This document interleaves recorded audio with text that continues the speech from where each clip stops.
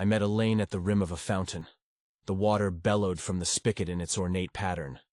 The fact it was running at all was a miracle for our underfunded university. It was just after my 8:45 class on early horror films. No better way to start your morning than with a dissection of the infernal cauldron, I suppose. She sat on the edge of the courtyard fountain with her head buried in a textbook. A fresh brewed coffee from the commissary by her hip. Her hair draped to her collarbone and swayed in the passing breeze. I assumed she was a nursing major by the art on the front of her textbooks, and the fact that she was always trapped in their pages.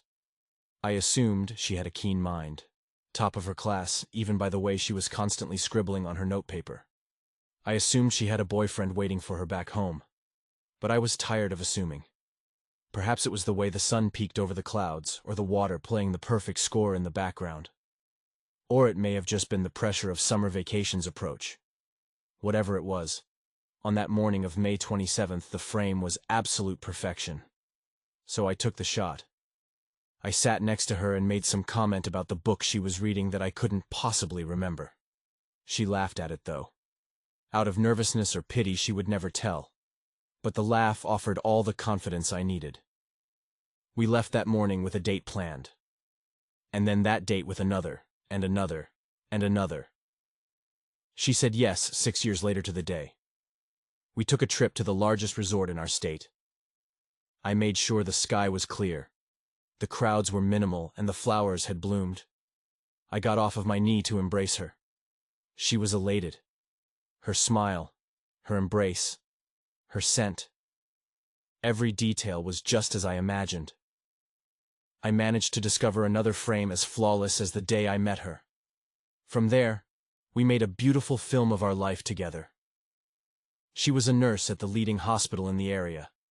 The hours were grueling, but she felt rewarded by the lives she touched.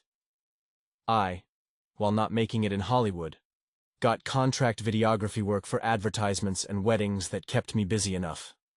Then, 2 years after our wedding day, I opened her present to me on our anniversary. In the box was a stick with 2 bold red lines, and the film of our life was made entirely of perfect frames. Then the baby was born. The harsh light from the hospital room nearly melted the creases of my wife's face away. Her breath was rapid, having just expelled the baby from within her. Eons passed as we waited for the cry. The buzz of fluorescent light bulbs overhead rattled the room. The indistinguishable scent of sterilization masked the scent of birth like a fishing net. The cry was not as expected. It was merely a hic, a gasp, and choking. I caught a glimpse of the baby before the nurses rushed him out of the room. His spine bent as if a string yanked the back of his head to his heels. His torso was a stump compared to the ski pole limbs attached. And the eyes. Bulging from his skull, they clung to their sockets like balloons inflated in a roll of duct tape. The doctors said they had never seen a disorder like this. Months of ultrasounds and blood work, showing a healthy boy only for this to be the result. It was as if he mutated during labor. Elaine and I were not the same. We talked less and less as every breath now needed to be spent on keeping it alive a little longer. The baby continued to breathe and feed, although through a tube. She loved the baby. She devoted everything she had to it, and I was in disbelief. I hoped to wake up from the nightmare that became of us. That the pregnancy doctors we talked to were right and a healthy baby was still on the way. Elaine didn't return to the hospital for work even after the maturity leave expired. I stopped taking contracts for video work for a year. The offers completely dried up in that time. That was until I received an email with the to-the-point header documentary requested. Documentary work has always been an interest of mine. Since weddings and advertisements are mostly shot at the mercy of the client, I was more than interested in being the driver for a project. We are an independent church, based an hour from Pleasant View, WV.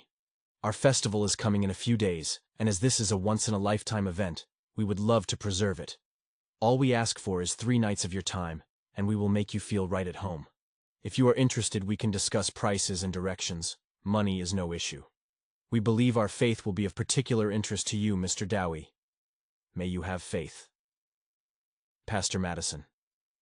I was turned away after reading the email. Why would it be of particular interest to me? Beyond the odd ending to the email, I was never partial to religion. Given recent events, my partiality grew far worse than ever. The longer I sat with the email, the more disgusted I would be with myself if I accepted such an offer. Weeks passed since the initial email from Pastor Madison. I applied for over 50 jobs in that week for consistent income. Of the near 50 job postings I applied to, I only heard back from 4, all with essentially the same apologetic rejection. Elaine's time was wholly dedicated to the baby. She was at its beck and whim. With each gasp or choke, she was there to refill the baby's feeding tube or change its diaper. She was monopolized, while I could hardly look at it. I was disgusted with myself for feeling this way. It was a constant stab of guilt within me. Funds ran completely dry. We began putting every expense on credit cards. In doing so, we dug a hole $3,000 deep in only a couple months. We feared losing the home. We feared losing the baby. We feared everything, and still rejection after rejection came from job listings with my name in the letterhead. I delivered food after a period of time, but every check was like filling a canyon with a bucket of sand. Then another email came. Not to me this time, but to Elaine. She showed me the message that read as follows. I hope I find you well. I wanted to follow up regarding a previous email. We are willing to pay you $8,000 for your services. We are very intrigued by your previous work and hope you will consider working with us for a few days. Our offer is negotiable. If you are interested, I can send you the directions to our church. The festival is quickly approaching. We would love to hear from you soon. May you have faith. Pastor Madison. I felt my integrity deteriorate as I read through the email. $8,000 for 3 days sounded too good to be an actual offer. Options were slim at the time, however, and 3 days away would be a much-needed break from life, even if it was spent hearing this pastor proselytize. Perhaps a once-in-a-lifetime festival could even be fun. I told Elaine that I would take the offer. It was the first time I had seen her with an authentic smile since the baby was born. I decided her smiles were worth selling out for a church for the next couple of days. I opened my laptop and emailed Pastor Madison back for directions. 3 days until the festival. Pleasant View was only a 2-hour drive from my home. As instructed by Pastor Madison, I pulled onto a back road that devolved from pavement to gravel and then dirt. The dirt ended in an encircling tree line only 10 minutes from the main road. The remaining 50-minute journey needed to be completed on foot, not a simple hike with all of the film gear I was lugging. I took my phone from my pocket and sent a text to Elaine, notifying her of my arrival. The 1 bar of signal I was sure would be the last for the next 3 days. After briefly worrying about leaving my car, I submerged myself into the sprawling woods. An hour later I emerged from the bramble and leaf-coated forest to an open passing. Buildings speckled the grass with what seemed to be little forethought. Huts would be a generous term for such structures. Stacked logs plastered together by dried clay formed the exterior walls, each one uniquely assembled but collectively shared in their state of decay.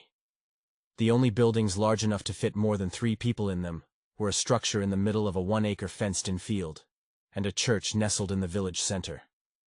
The top of the spire was a vacant seat for a cross. I considered getting a shot of the village to prove this wasn't just a film set I stumbled onto when a figure approached. The man wore a crisp white alb ordained with a Jerusalem cross stitched with golden fabric. A wine-red sash draped around his neck embroidered with the same golden stitching. He appeared to glide across the dirt path. Each of his steps were careful and deliberate. The man kept pure black hair tight to his scalp. No evidence of hair remained below his eyebrows. Gray didn't dare show regardless of the wrinkles appearing at the corners of his eyes. His irises cloaked his pupils perfectly. Pastor Madison, I assume, I said, extending my hand. We appreciate your time, Mr. Dowie. His voice was smooth, as if the world's troubles were just set at ease. His hand was soft and light as it shook mine.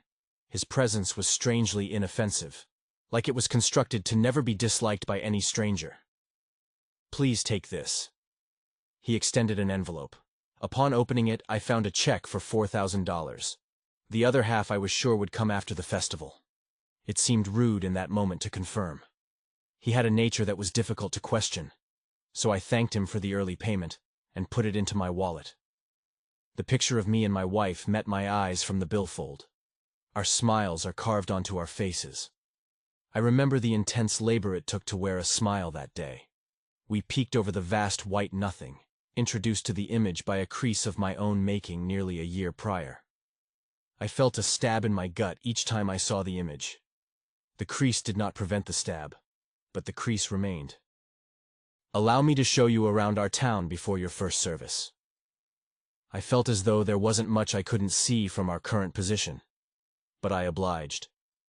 As we walked towards the heart of the village, he directed my attention to each of the structures, giving a story of each of the families who lived there. He spoke glowingly of each family and named each member. He pointed my attention to the creek where they washed their garments, the open field where the children all played, and the rickety well that dried into nothing more than a safety hazard, to be avoided at all times. But I could barely hear his hypnotically mundane voice as my attention was drawn to the fenced-in field. A group of women knelt by one of the standing cattle. They rubbed and kissed the animal's belly as they sang. I thought to ask the pastor about the strange display, but decided it would be best to hold my tongue. His nature, still difficult to question. He spoke instead. "The sun is almost down. It is time for our service." A smorgasbord of color fueled by the full moon painted window frame shapes around the room. Candles shifted the shadows in a mesmerizing sway. The blurred hills of congregation heads peeked just into the picture. Pastor Madison prepared to deliver his sermon to the village residents, filling the 30 pew seats. Audio levels were as perfect as could be hoped in the open nave. The rustle and mumbles of the congregation ceased when Pastor Madison stepped forward to begin. "Let there be a time for each of us, a time beyond the trials of today that we may find all things." Upon rechecking the viewfinder, there was a little too much headroom above the pastor. I made the proper adjustment to satisfaction. We can rip away the flaws and failures manifest in our current form through faith in the truth revealed to us. The lighting in the church was causing the temperature to run a little too warm for my liking. I quickly dove into the camera settings and adjusted the white balance using Pastor Madison's robe as a reference. I winced at the mistake. A failure due to lack of practice, I assured myself. Give him your faith so that we may yet again purge the world of its wrongdoings. A door behind the pastor creaks open, and the congregation stands in a roaring applause, blocking both the camera and my own view of the pulpit. I could only find slim sightlines between the shoulders of the congregation and their flurry of clapping hands. I slammed the tripod together and moved to the aisle for a clear view of the pulpit once more. What stood there was incomprehensible. It appeared to be the shape of a human. I could see the outline of arms, legs, and a head, but it shifted. It was as if the thing had to actively work to contain itself to that form. The features of the being melted and folded in on itself. Its skin was charcoal black, with specks of pale that gave it the appearance of snow falling on a tinted window. The camera could not see this. Where the thing should be in the frame only showed as a white smudge that dimmed the rest of the light in the image. The aisle door creaked open just a foot behind me. Behold, the manifestation of death. A woman entered with dirt staining the lower portion of her dress. She held something in her arms, a small creature shielded by her shoulder. An all too familiar hic and gasp and choking wafted from the creature. It was a calf with a bend in the spine, a stumpy torso, and the eyes. The eyes clung to their sockets with the same desperation as the baby's. The woman ushered the calf to the altar and got on a knee before presenting it to the being. Pastor Madison and the congregation muttered in a language unfamiliar to me. Their words were rapid and grew louder as the being took the calf in what could only be perceived as its hands. A woman started to howl and convulse where she stood, and the chants overwhelmed her. The being raised the calf into the air, unhinged what could only be interpreted as its jaw, and consumed the deformed calf. The chanting ended in a breath. Silent anticipation washed over every person in the room. My ribs could hardly contain my heart. After months of researching and doctor visits, I finally found another creature with the same affliction as my son, and it's gone. I wanted to scream.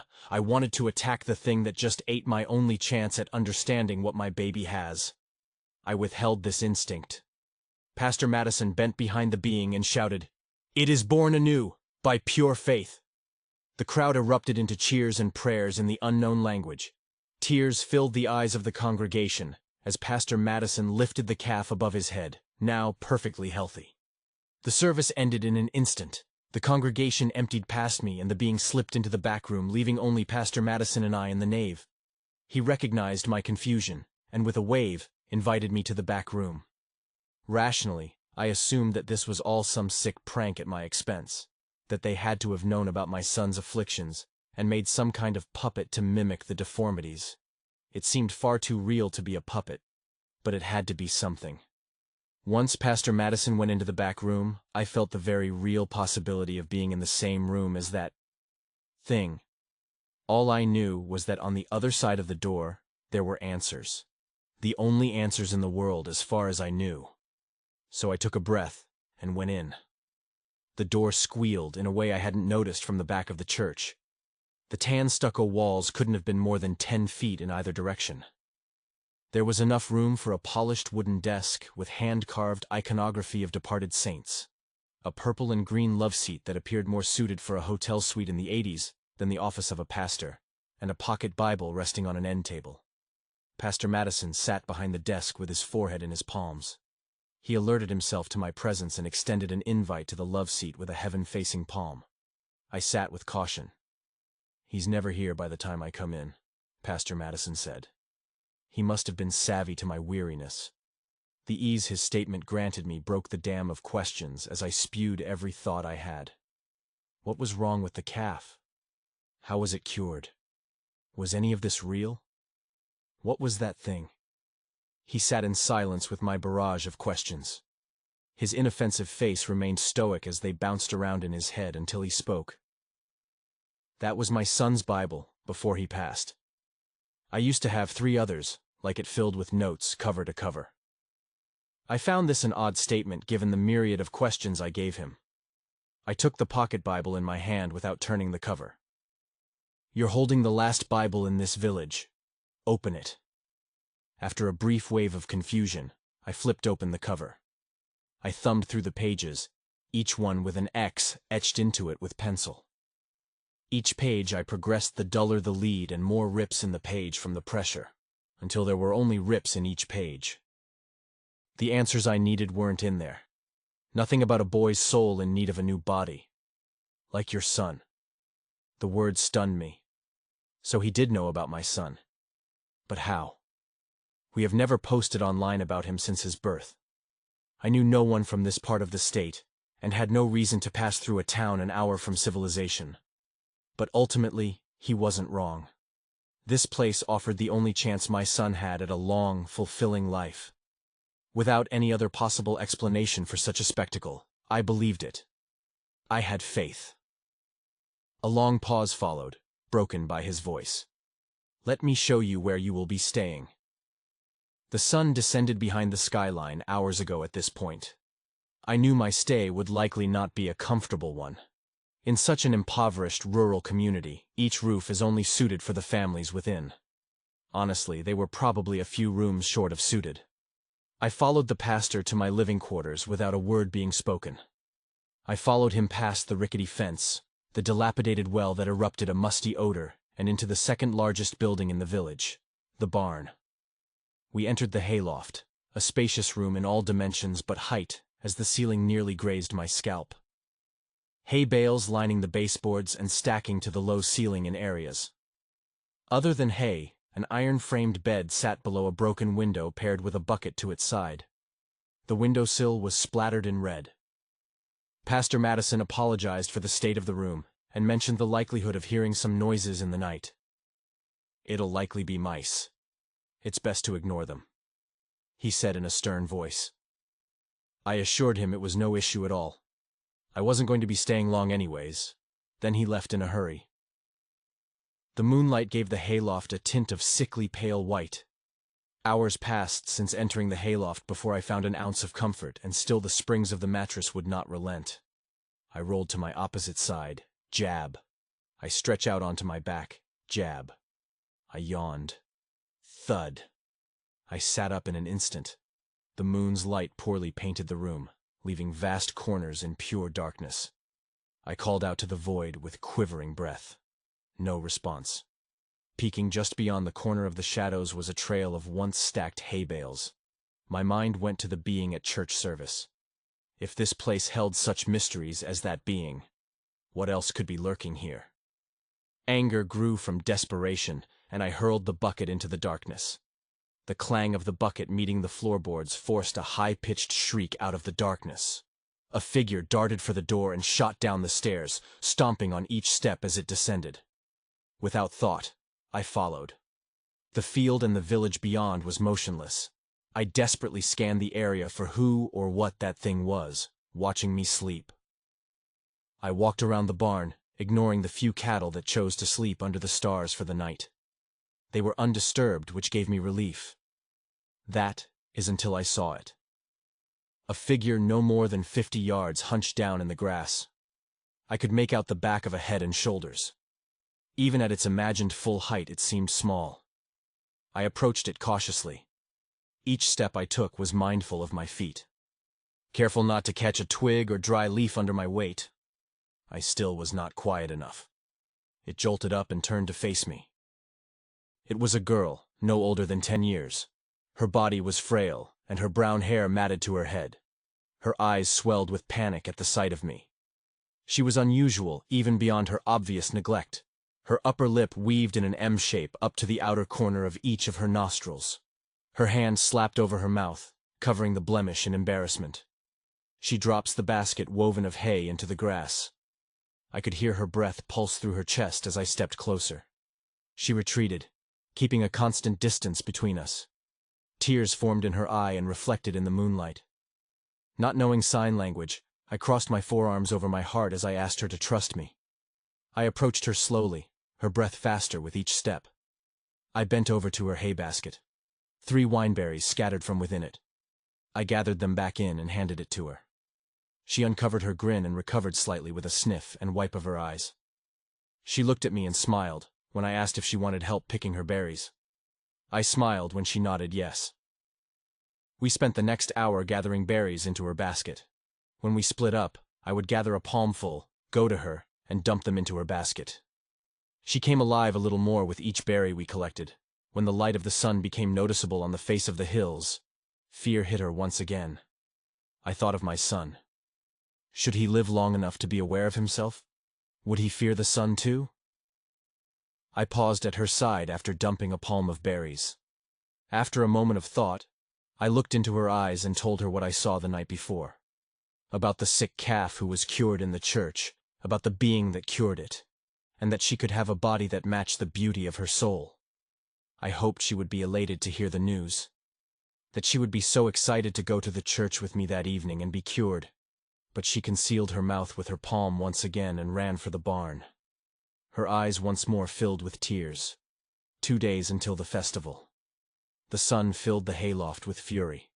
The previous night felt so far away. But after confirming on my phone, it was only 2 hours ago. The bed protested as I staggered to my feet. My mind immediately went to the girl. I hated referring to her as the girl, but it hadn't occurred to me to ask for her name. The floorboards cracked and popped as I approached the stairs. My mouth opened to call to her, but ultimately the air was best if left silent. I descended the stairs with my camera equipment alone. The morning light intensified to midday after shooting B-roll of the church, barn, and a couple other residential buildings. As the day aged, I got some shots of the village residents. A wife rinsed the family laundry in the creek and pinned them to a clothesline. Her right leg, just a few inches shy of her left, gave her a distinct limp, assisted by a twisted wooden cane.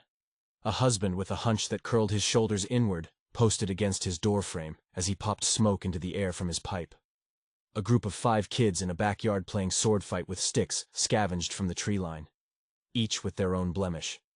A burn, a scar, a lazy eye, a missing hand, and the last with Down syndrome. Each person I approached seemed to have some abnormality, and each one recoiled from the camera once they were aware of its presence. I returned to the barn in the evening, just before the sky shed its blue. As I climbed the stairs, I heard a scurry of feet from the hayloft. When I entered the room, it seemed unchanged. The bucket still resting at the end of its violent journey across the room, the hay bales remained spilled from the top of the stack, and the girl concealed in her usual hiding place. The only difference from that morning were the berries. A group of berries baked at the ledge of the shattered window. I took a step or two towards the berries and was met with a hiss behind me. I turned and caught a glimpse of the girl before she ducked back behind the hay bales. I assumed it was meant to be a shush that her lips would not allow. I snuck behind the hay with her. She was tucked in a ball with her mouth concealed by her knees. I tried to console her with a touch, but she dodged my hand with a jolt. I whispered my apologies to her, which was met with another hiss, the first time her eyes met mine since the night prior. A pause opened a chasm between us. A faint gust of wind blew into the room from the broken window. The sound whistled past the shards of glass that still held onto the frame and brushed the loose straw against the floor. The sound was enough to pique the girl's interest. She darted her head around the bales of hay for a glance at her berries. They remained unchanged. She paused at this realization before retreating behind her knees once more. I offered an apology for offending her, and that my intention was not to hurt her feelings at all. She offered nothing in response.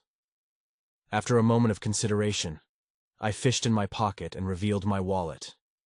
Flipping open the fold, I removed my family portrait from its plastic sheath, the crease held firm by the pressure of time. With pins in my lungs, I flipped the white corner to reveal my son. His form was just as haunting as the first day I saw him. I turned it so that she could see.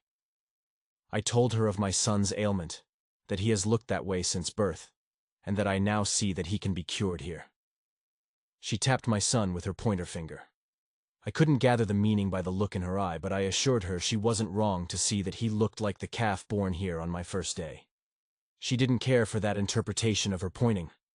This time she circled him and gently placed her fingertip on his chest. "Oh, his name? His name is Alan."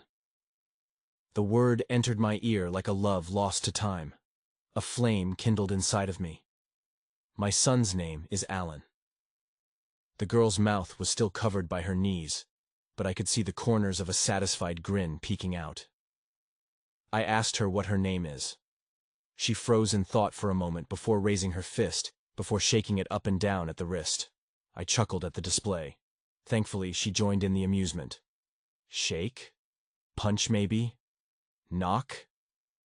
She shrugged, accepting that answer, realizing it was no longer worth the effort. Another breeze wandered into the room, this time with much more life. She stopped and quickly peeked around the hay. Sitting on the windowsill with a beak full of a berry chunk was a vibrant cardinal. Knock revealed her smile at the sight of it. It was her perfect shot. I looked back down at the family photo before reintroducing the fold and tucking it into the sleeve of my wallet. Our cardinal would soon come, our perfect shot.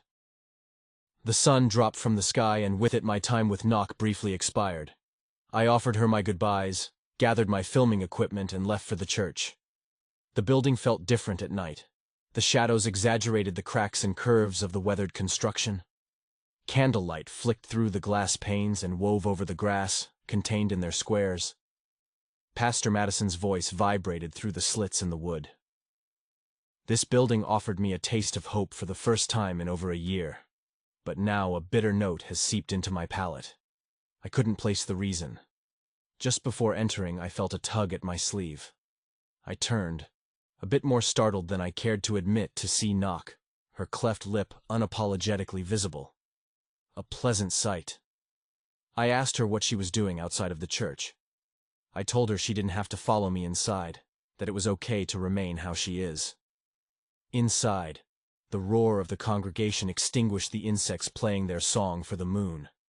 Knock raised her forearms and crossed them over her chest, then pointed to mine. "I trust you," she said, through a soft but rusty voice. Together we crack open the doors of the church. The bitter flavor was all the more present.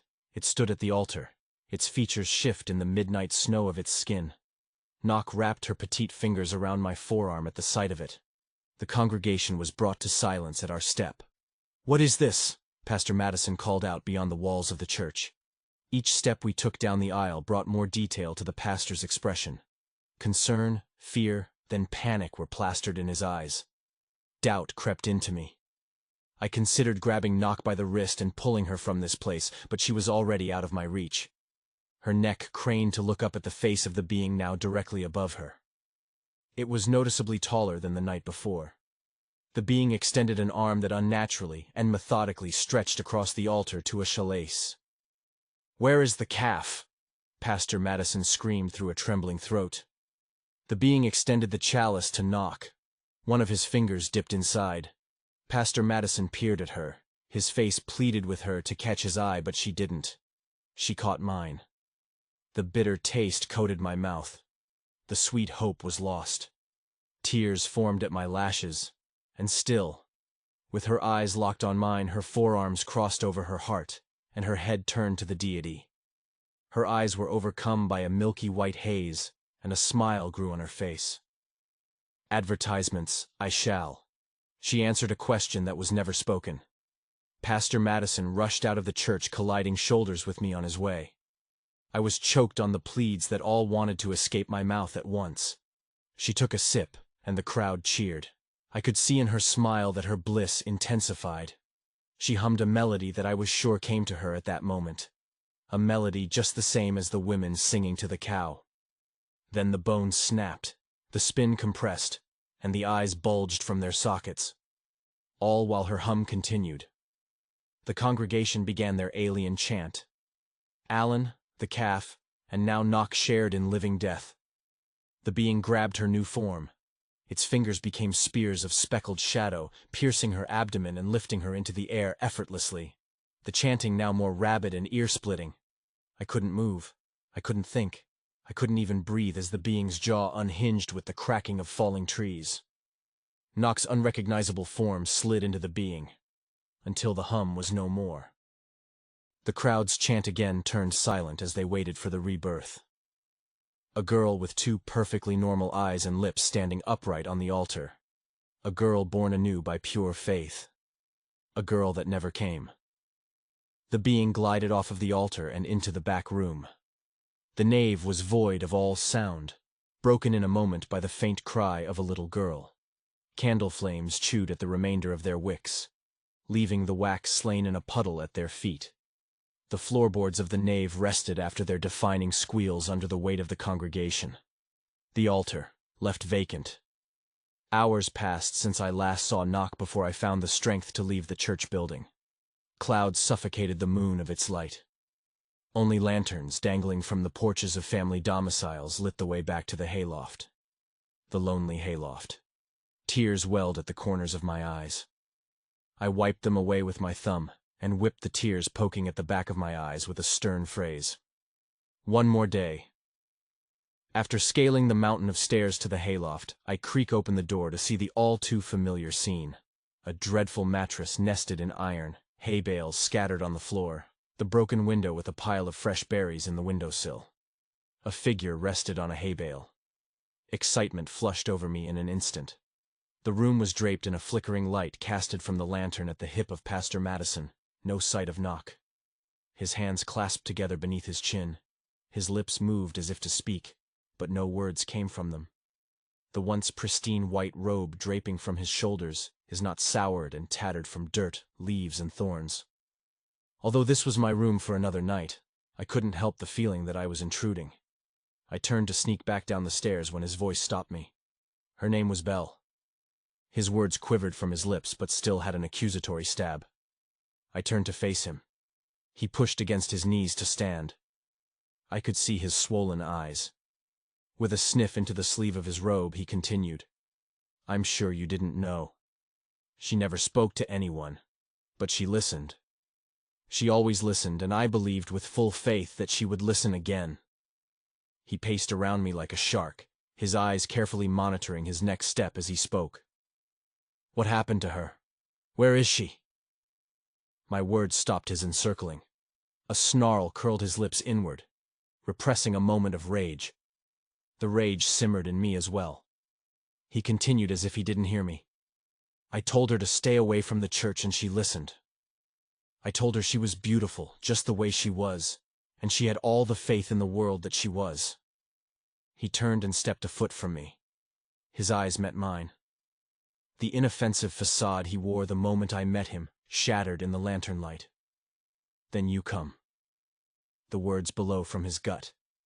He pauses for a moment before continuing. "I told her to stay away from the newcomers, and she did. Until you. Now she wants to go into the church. She wants to be changed. I told her she would." He looked up to the heavens, as if gravity would keep his tear ducts at bay. Defeated, he sits back on the hay bale for a moment. "I told her she would see her brother again." The words were faint, like the wings of a gnat. A pause followed, filled only by our breath. "What happened to her?" I insisted with a stern tone. He eased to his feet, with the lantern in hand. "She lost her faith," he admitted. I tracked him as he walked to the top of the stairs. "Keep the faith, Mr. Dowhigh. That is all I ask," he whispered with a growl in his throat. Then, he and his lantern faded down the stairs, leaving darkness in their wake. The day of the festival. The morning beat my eyelids open with a blinding ray. I begrudgingly stood from the clutch of the rickety mattress. I looked at the camera gear I stacked in the corner, batteries glowing their solid green eyes as they hang on the sockets of their chargers. I knew there was still a job to be done, but how could I find a minuscule amount of care? I started to grow concerned that I wasn't there to film the documentary anyway. I left the hayloft empty-handed, descended the stairs, and walked. I circled around the family huts. Every face I saw wore a smile. Many of the children danced or ran through the open grass. A couple of residents even waved, "Hello." Still, their voices remained a mystery. Until I heard a woman call out to me, "Would you like some tea?" I turned to see the wife with the shortened right leg and twisted cane gesturing into her home. I debated continuing in my sulk, but I was beginning to feel a bit parched by that time, so I entered. The interior was just as dilapidated as the outside. Cobwebs dressed the corners of the single room. Splinters of sunlight glowed between the decayed wood paneling. I sat at the table while a kettle dangled by a chain over an open fireplace. I tried to make small talk about the upcoming festival. "Oh yes, we are so delighted to be going home soon," she said. "Is this not your home?" "No, we've all only been here for about a month. I guess all of us have. Except for you. I remember when the pastor finally messaged you. He ruined one of his last good robes in those woods." My stomach churned. I tried to warn her that we all have to leave this place, that we are not going to make it out of here alive if we all do not leave immediately, that our fate would be the same as Belle's. The sickening snap of her bones echoed in my mind. Her lips turned, not in fear or concern like I hoped, but in pity as she tapped her finger against the handle of her cane. "I was real sorry to see what happened to your girl, but we were all promised a cure, and we have the good faith to get it." Evening rolled in with the heavy dread. People gathered outside of the barn for the festivities. Lanterns hung from broken broomsticks, and pitchforks stuck into the dirt in the open field by the barn. The light circled the cluster of people as they danced, laughed, and clapped to the tune of a fiddler with a missing foot. I stood outside the cluster. My camera equipment was still resting in the hayloft. There were no perfect shots here. I watched the tree line. I contemplated making the trek to my car 1,000 times that day to avoid what was sure to be a grisly display, but every time I look it feels more like a wall, like there was truly no space between the trees. We were all ensnared. A figure approached from the dirt path connecting to the center of the village. I dreaded the deity's approach, but this figure was far too pale. It was Pastor Madison, a sight that made my brow sweat even more. He balanced 2 trays of identical shalasses on top of each other in his hands, his robe still tattered from the night before. "Now is the time for each of us, the time to shed our flawed reality and be born anew. Please grab your cup, everyone." Pastor Madison called over the crowd. The facade glued together again behind a pleasant smile. The group did what they were told, each once grabbing their cup and stepping away from the cluster that formed around Pastor Madison. The cluster dwindled until there was 1 cup remaining on the tray. Pastor Madison caught me in his gaze in an instant. My spine squirmed within me as he approached, the last cup extended. "Be of good faith for your son." he whispers through his teeth with the cup extended to my chest. I take the cup and consider his words for a moment. Despite what happened to Belle, could this still be the only chance my boy has? I look down into the cup. Black liquid reflected my image back at me. I watched as my face distorted to the ripples. "Drink, and you shall be made in the true image," Pastor Madison called over his followers. One by one, each of them sucked down the black ichor with hearts full of faith. A portrait of myself on a dust canvas stared back at me again from within the chalice. I turned and walked to the well, dumping the cup into its chasm. However, the sound that arose was not that of liquid meeting its likeness, or ichor splashing against concrete. It was a peculiar sound. I peeked over the cobble wall to investigate. A pit of despair awaited me. At the bottom was a pile of the faithless and faithful alike. A mantle of distorted hooves and fur amassing dozens of corpses. At the peak of the atrocious pile lied a body of contorted spine, bulging eyes and cleft lip. Skin sucked to bone, leaving only the shell. I ran for the tree line, rushing past the collection of doomed followers sucking the last of their poison. A warm melody trickled from the lips of the most eager. An opener for the thunder of crushing bone. I gave myself no time to pity them. The tree line was just meters away and coming fast. I suppressed the sinking feeling of being trapped there. Escape was my sole thought, even if I had to smash through an invisible wall. The space between the trees caved as easily as the rest of the evening breeze I sprinted through. Realizing that the wall was not constructed by the deity, but my own fear, gave me a slight ease. But true peace was much farther from this place. I refused to break stride. The bramble and thorns tore crimson twine into my flesh. Their sting went unrecognized as I fixated on the distance. My lungs burned as they filled with gulps of air. My legs ached as they shoved the earth behind me. After what felt like miles, my skin decided to alert me to the damage a thorn bush can do. I collapsed. It had to have been 50 minutes. There had to be a break in the trees just a few more steps away. My car, and therefore safety, had to be just ahead. I checked over my shoulder, half expecting the statusy, amorphous apparition to step out from behind a tree and devour me whole. Instead, it was empty between the trees. Only lullabies from the legs of crickets filled the forest. Resting in front of me was a puddle left undisturbed by my frantic presence. In my exhausted state, the sight of water was a blessing. I take handfuls of water and splash it into my face. A reinvigorating coolness eased my body and steadied my mind. A drink was tempting, but the murky dirt swaying in the current of my creation muted this temptation. When the dirt settled and the water stilled, the remaining light of a gruesome day sculpted my reflection. The reflection I'd seen all my life seemed special on that day. I fished in my pocket and pulled my wallet from its depths. I pulled our family portrait from its plastic sheath. My wife and I, feigning joy over a pale white void.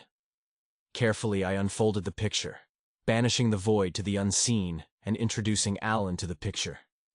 The one of few times he could be seen in the photo since it had been taken. I could see his ears slightly spread from the sides of my head in the puddle. His nose, thin and pointed just like the one looking back at me from the water. His bottom lip, full and plump just like that of my wife. I could feel the army of guilt charging, piercing their swords into the back of my eyes.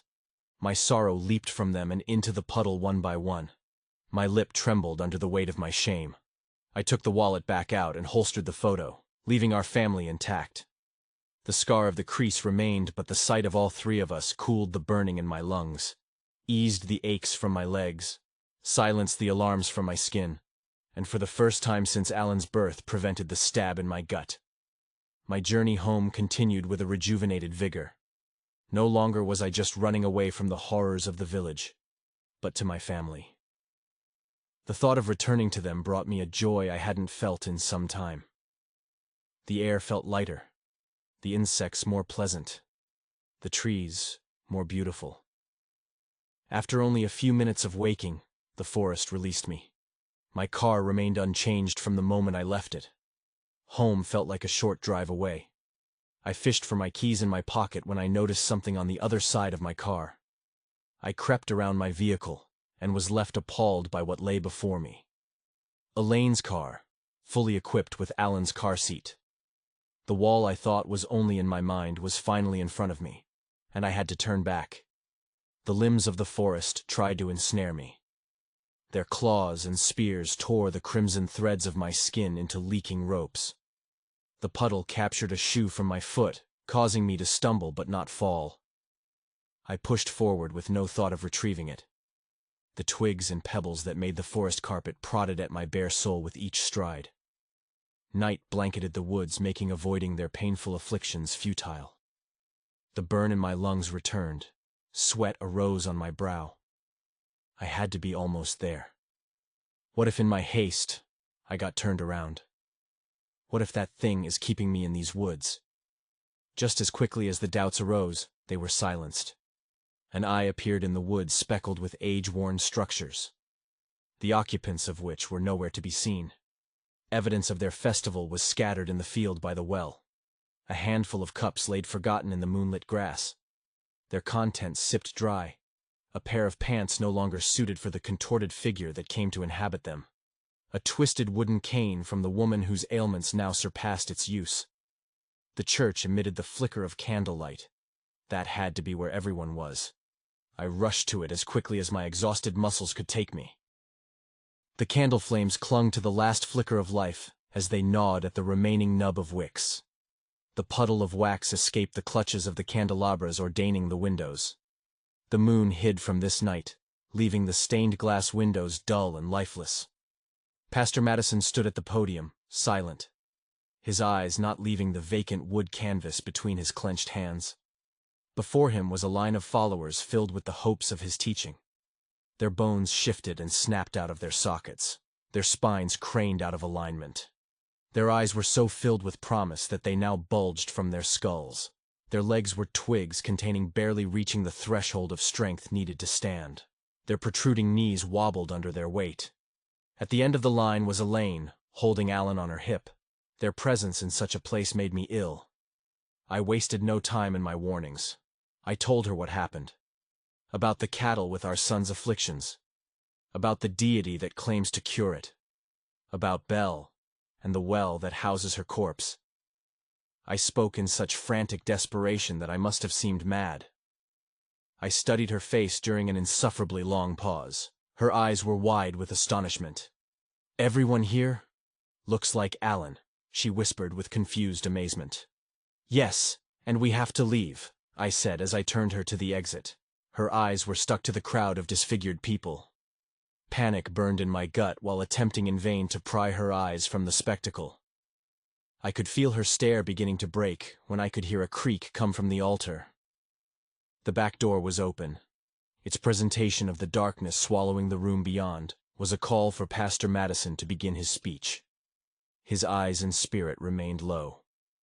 "Tonight is a night of promise, a night of rebirth. As you approach, please do not allow fear to overcome you." As the pastor spoke, the deity unfolded from the darkness of the back room. Its impersonation of the human form twisted its arms into their sockets, shoulders rolled into their presentable positions, spine stiffening into posture with care for each joint sending its head to the ceiling. The being slid into position in front of the line like fog. The newly deformed congregation marveled at the figure as if it were God returning to ail their troubles. I pleaded with Elaine to take our son and leave with me. She was in awe of the sight before her. "May you have faith," Pastor Madison muttered. With that statement, the being lifted the first victim in line with the ease of a father lifting his infant. The woman in the being's clutches hummed a melody through grinning teeth, a smile of comfort and anticipation. Despite her newly acquired form, her original affliction was still apparent. Her right leg was noticeably shorter than the other. The deity's jaw unhinged to accommodate the unsightly collection of skin and bone. I turned to practically shove Elaine out the church door when I felt it. A flame kindled from within me. The warmth cleansed the fear and horror from my bones.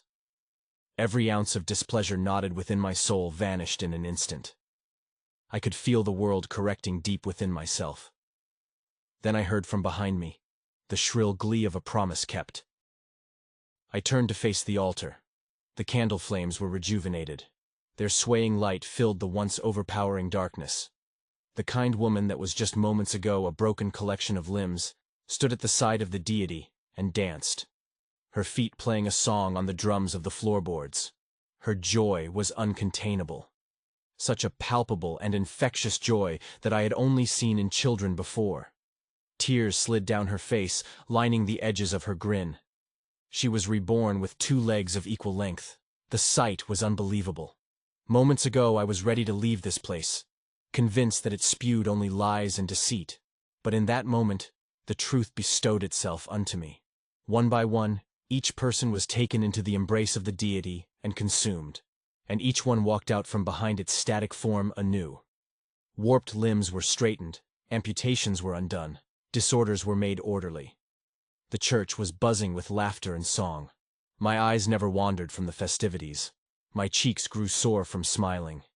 The powers beyond this realm offered themselves to us as correctors, a divine eraser taking away the unjust and unfair afflictions of our world. And I was honored to be one of the first to witness such a great cleanse. The last member to be reborn walked out from behind the deity and to the celebration. He was a boy no older than Bell. The scar that once carved through his hair and down to his neck was no longer. The only evidence of its existence sat in our memory. They were all cured. Each one believed in the promise they were told, and each one rewarded with a new life. The manifestation of death was conquered in minutes by this angel. An angel stood at the altar. An angel promised a better life for all of us. An angel now stared right at me. The unification of our gaze brought a deep feeling of honor to me. I knew what it wanted, and I wanted the same. I turned to Elaine, who cradled Alan in her arms. He was sleeping, unaware of the miracles being performed around him. His eyelids failed to conceal the entire pale cornea of his eyes. His neck bent backwards with its usual violence. I could see the veins running through his needle-thin arms, raising the crimson waters over the bone hills of his elbows. Mist filled my eyes as I looked over him. I was proud of him. I was proud of who he was, what he had lived with. I looked up at Elaine. Her expression said what we both knew. She extended Alan to me with grace. The broken cocoon that housed our son was ready to be shed. The candlelight felt even brighter when I took Alan into my arms. I took precaution to not jar him as I transitioned between steps. The aisle stretched for miles. The festivities ceased. The newborn congregation watched my son with warm smiles, ready to accept him in his new form. They began their chant in a soft and caring whisper. The foreign language had a gentle touch to the ear. Listening to their chants, I knew it must have been the language of heaven. The fact hit me like the warmth of a summer sun. The deity stood just feet away from us. Its eye divots remained steady under the waves of its features. They stayed focused on us as we approached. The closer we came, the more its human form muddled at the border. Like the container was cracking to the pressure. It may have been a trick on the eye from the candlelight, but the constant folding of its features appeared to mold a smile. I stood before it, feeling unworthy of its presence. The smell of sweet fruit enveloped my nostrils. My neck strained to meet its crater eyes. The jostling void on its head molded the bare minimum to be considered a human-looking face. Yet, the bare minimum was the most beautiful face I had ever seen. My cheeks went from a sore pain to a numb acceptance of the smile I'd been wearing. It was as if love and joy manifested in front of me in the form of pure beauty. A song came to me in my bliss. Humming to the tune was as natural as breathing. I knew I had never heard such a melancholic melody before, except maybe once from Belle. It felt comforting that her song would come to me at that moment, that in some way she would be redeemed by my faith, by my son's faith. The deity, looking down at me with the loving eyes of a father, reached toward Pastor Madison. Its arm was as long as the task required. I watched it elongate to bridge the divide between it and the chalice in the pastor's hands. With the ease of wind, it brought the chalice to my chest. One of its spear fingers pierced the surface of the water within. The black of the finger dissipated into the water, transforming it in the image of the angel, a serving to the impure, an offering to the unworthy. In its dim reflection I watched the face of the being, unaltered as for the first time it graced me with its words. "Shall you drink of me, and I of you?" It was the sound of choirs harmonizing across language.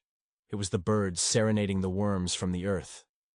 It was all of creation, offering their gratitude, and the Creator giving their blessing. It was all things. It was nothing ever heard before. The fire of happiness licked just beneath my skin, blackening my insides. The world beyond that chalice vanished. Nothing had any matter or consequence once I heard its words. All I wanted to do was obey its every command. I wanted to devote everything I was to it. I took the chalice. It was ice to the touch, as if it was pulled from the depths of the Arctic before being placed in my hand. The candle flames were white in color. The gold cup glistened against their glow. The chants from the congregation boiled into a synchronous shout. Their passion warmed me further. It fueled my desire to worship and obey. "I shall," I whispered. My acceptance invited my God's hand. Palm to the heavens, and pointed fingertips rested delicately in a row. My son was still resting on my hip. His poor body crumpled at my side, resting the beautiful soul buried within. The hand of God beckoned for him, offered to mold the body in the image of the soul. I handed my son to him. The hand grew to accommodate his petite frame. My son, now in its possession, my destiny lied within a cup. God's fingers wrapped around Alan, a cup filled with the Igor of his blessing, filled with a life void of imperfections. The hand raised my son to the ceiling to eye level. My lips pursed around the rim of the cup, warming the frozen rim. I opened my eyes to watch the ichor roll to my lips. The divine chants boomed from the crowd. God's jaws opened to the size of my son. I met myself at the rim of the chalice. The ichor was still in that moment. Plastered on its surface was a shot as imperfect as a shot could be. The hair under my nose grew like the thorns of a bramble bush. Tears had been leaking from my eyes without my knowledge. Eyes that saw the truth once and allowed it to muddy before them. Muddied in a milky haze, the eyes of Bel.